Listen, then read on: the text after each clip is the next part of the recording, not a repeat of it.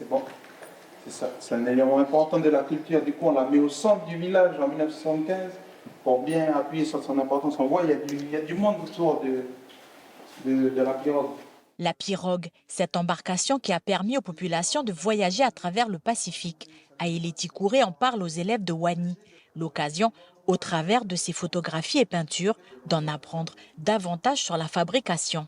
J'aime bien comment ils ont fait les voiles, comme ils ont fait avec des nattes pandanus. Comme ça, après, s'il y a une natte qui est trouée, ben, ils ont juste à changer. Ils ont juste à changer la natte et pas changer toute la voile. Cette exposition de l'association Keno One Project lance le top départ du projet RAM et rêve de l'établissement scolaire. Une étape importante qui permettra aux élèves de fabriquer eux aussi leurs pirogues.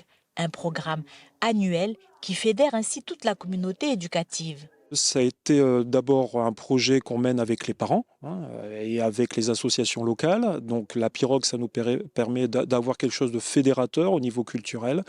Et puis nous, on le travaille dans toutes les matières, aussi bien en mathématiques, en sciences, en français, ils vont fabriquer un conte, ils vont le présenter, en sciences bien sûr aussi, et dans le cas de l'histoire aussi, avec l'histoire des premiers peuplements. Donc pour nous, c'est un support pédagogique. Même moi, mon association, on choisit pour logo les voilures à pince de crabe parce que c'est l'identité kanak.